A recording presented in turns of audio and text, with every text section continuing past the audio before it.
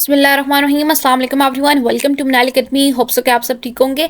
आज की इस वीडियो में बात करने लगे हैं क्लास 9 फिजिक्स के मॉडल पेपर के हवाले से। जितने भी स्टूडेंट्स हैं जिनकी बुक नेशनल बुक फाउंडेशन की है, ये वीडियो उन तमाम स्टूडेंट्स के लिए है। इस वीडियो हम डिटेल में डिस्कस करेंगे फर्स्टली एमसीक्यूज को, देन हम बात करेंगे लॉन्ग क्वेश्चंस के हवाले से, शॉर्ट क्वेश्चंस के हवाले से कि उनकी आप लोगों ने तैयारी कहाँ से करनी है और किस तरह आप लोगों ने तैयारी करनी है ताकि आप 65/60 मार्क्स ले सकें। और लास्ट में हम एक मेन पॉइंट पे बात करेंगे जिसके हवाले से स्टूडेंट पूछ रहे हैं कि जो डायग्राम्स आप लोगों ने अपने पेपर में ड्रा करनी होती है, चाहे वो फिजिक्स का पेपर हो, बायो का पेपर हो, केमिस्ट्री का पेपर हो, तो क्या आप पेंसिल से ड्रॉ कर सकते हैं या पेन से ही ड्रॉ करना कंपलसरी है। कुछ और पॉइंट भी हम इस वीडियो में डिस्कस करेंगे। जितने भी स्टूडेंट्स इस वीडियो को एंड तक वॉच आउट करना है ताकि डिटेल में आपको अच्छी तरह समझ आ सके। अगर आपको कोई भी कंफ्यूजन होती है इसके रिगार्डिंग तो आप लोग कमेंट सेक्शन में पूछ सकते हैं। तो स्टार्ट लेते हैं। सेक्शन नंबर ए होता है जो आपका होता है 12 मार्क्स का। 20 मिनट्स अलाउ होते हैं। 20 मिनट्स में आपने 12 एमसीक्यूज को सॉल्व आउट करना होता है। एक्स्ट्रा टाइम आपको बिल्कुल भी नहीं दिया जाता। व्हाइटनर का इस्तेमाल बिल्कुल भी नहीं करना आपने, ठीक है। और आपने क्या करना है, लेड पेंसिल का इस्तेमाल बिल्कुल भी नहीं करना।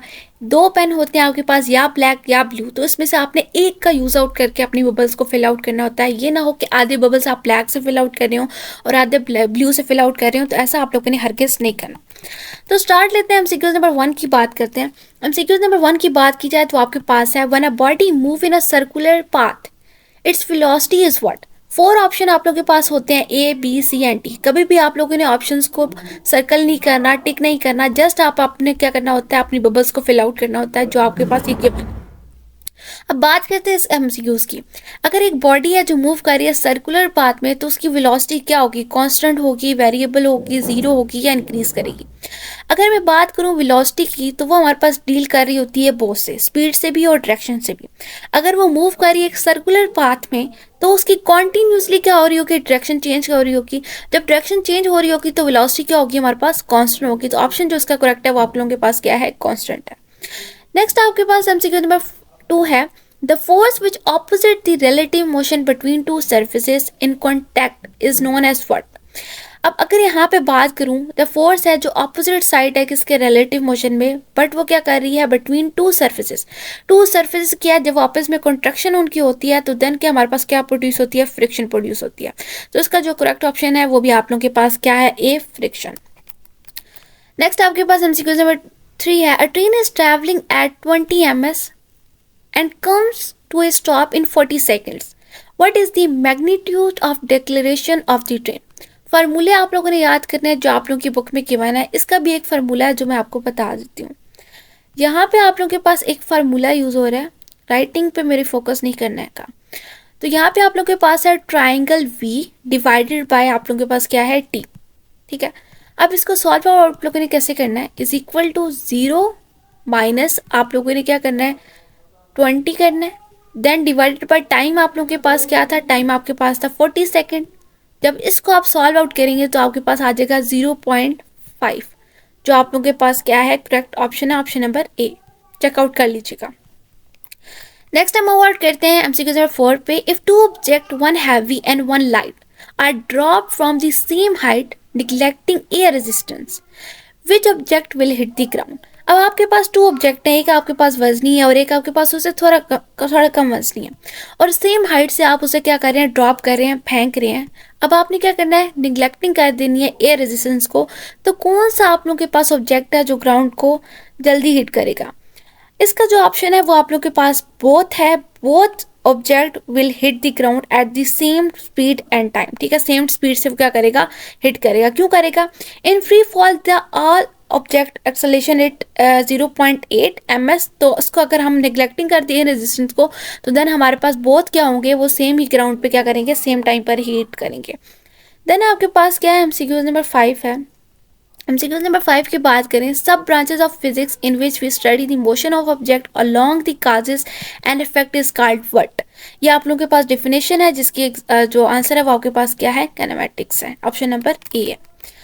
एमसीक्यू नंबर 5 है आप लोगों के पास 6 है, sorry. Which of the following is a magnetic material, तो वो आप लोगों के पास क्या है, मैग्नेटिक मटीरियल आप लोगों के पास है वो आपके पास है कोबाल्ट, ठीक है। ऑप्शन नंबर डी जो आपके पास है वो आपके पास क्या है, करेक्ट ऑप्शन है। एमसीक्यू नंबर 7 आप लोगों के पास है, which of the following is a greatest prefix, तो ये आप लोगों के पास क्या है, ऑप्शन नंबर ए है जो आप लोगों के पास करेक्ट ऑप्शन है। क्योंकि जो उसकी पावर होती है वो आप लोगों के पास क्या होती है, 10 - 1 मिली। नैनो में अगर बात करें तो वो आपके पास 10 माइनस पावर 3 होती है, और उसके बाद स्मॉलर अगर हम इसकी बात करें वो आपके पास क्या होगी, 10 पावर उसकी -9 होगी। एमसीक्यू नंबर 8 आपके पास है, joules is the unit of work which is equal to what. अगर जाउल है वो आपके पास क्या है, यूनिट है वर्क का, तो वो इक्वल टू क्या है, तो वो इक्वल टू आपके पास क्या हो जाएगा, इक्वल टू आपके पास क्या हो जाएगा, न्यूटन मीटर हो जाएगा। न्यूटन आप लोगों के पास क्या है, इसका करेक्ट ऑप्शन है।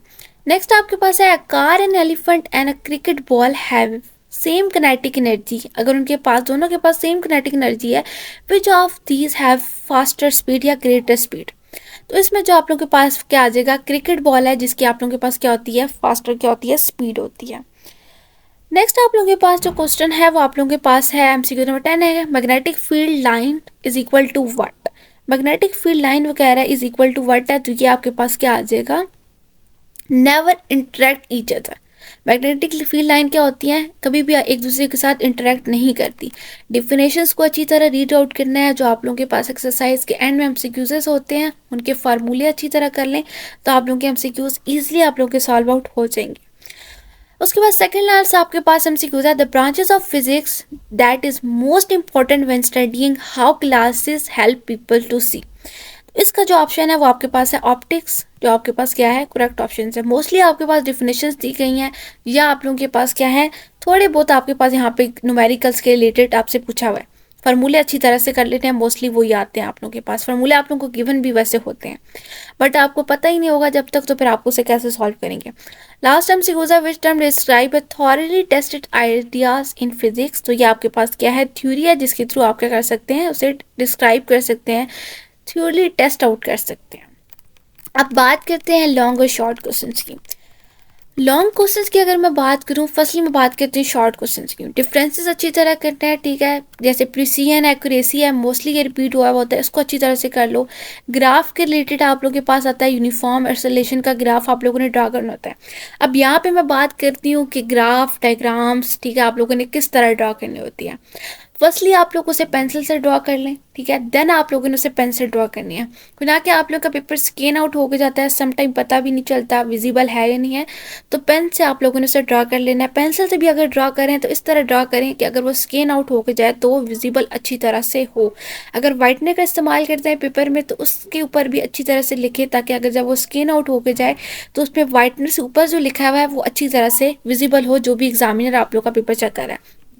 डिफरेंसेस अच्छी तरह से करें, जितने भी चैप्टर्स में आप लोग को गिवन है कुछ के डिफरेंसेस मोस्टली आते हैं। जैसे ये भी देख लो, स्ट्रॉन्गर न्यूक्लियर फोर्सेस का आया हुआ है, इलेक्ट्रोमैग्नेटिक फोर्सेस का आया हुआ है, इसको अच्छी तरह से कर लो।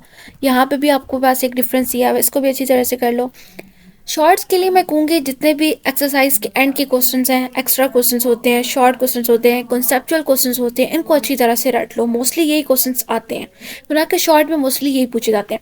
लॉन्ग की अगर बात की जाए तो लॉन्ग में न्यूमेरिकल्स आ सकते हैं, ठीक है, और उसके बाद डेरिवेशंस आ सकती हैं, इनको अच्छी तरह से कर लो। जो भी इंपॉर्टेंट आपके पास टॉपिक्स हैं लॉन्ग में डेरिवेशंस के रिलेटेड, उनको अच्छी तरह से कर लो। गेस्ट पेपर भी इंशाल्लाह मैं जल्दी अपलोड कर दूंगी, उसे भी आप लोग चेकआउट कर लीजिएगा।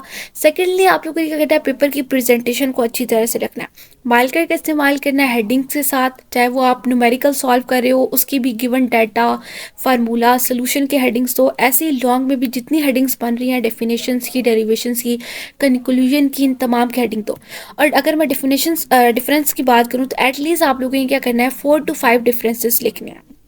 डिफरेंसेस में आप लोगों ने एग्जाम्पल मार्क्स देनी है, एग्जाम्पल के 1 मार्क्स होते हैं, डिफिनेशन के 1 मार्क्स होते हैं।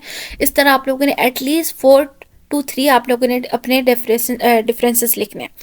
अब बाकी कोई क्वेश्चंस के रिगार्डिंग तो आप लोग पूछ सकते हैं। वीडियो को लाइक कर देना, चैनल को सब्सक्राइब कर देना और बाकी स्टूडेंट तक भी शेयर आउट कर देना।